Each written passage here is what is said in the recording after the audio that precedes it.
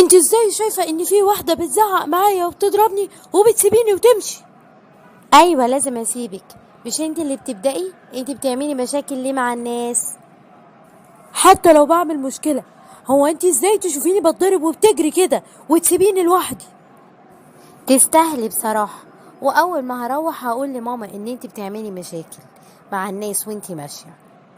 وانا كمان هقول لها ان انت شفتيني بتضرب وجريتي وسبتيني لوحدي. ماما ماما.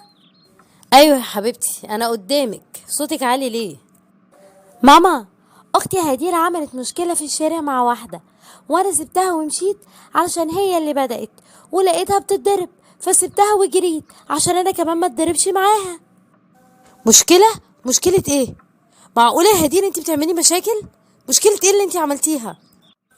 يا ماما البنت دي على طول بتضايقني، وكل ما تشوفني بتضايقني، فلما كنت ماشية في الشارع انا واختي قلت خلاص انا كمان هتضايقها، بس اختي سابتني وجريت وخلت البنت تضربني.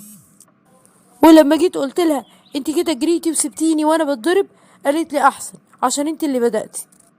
مش هي يا ماما المفروض تقف معايا؟ مش انصر اخاك ظالما او مظلوما؟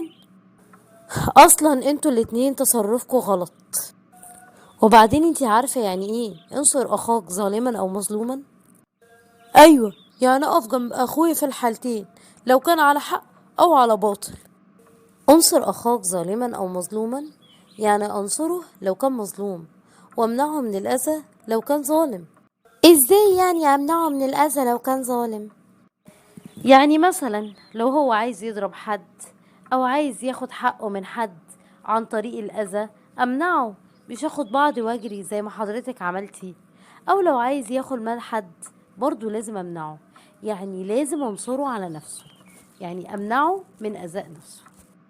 يعني افهم من كده يا ماما انصر اخاك ظالما او مظلوما، يعني انا انصر اخويا لو كان ظالم اني امنعه من الظلم ده، ولو كان مظلوم انصره، صح؟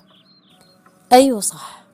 وعودوا نفسكم ان لو لقيتوا اي حد في ضيق او اذى لازم اقف جنبه لحد ما اقدر ما اشيل ما عليه من ضرر.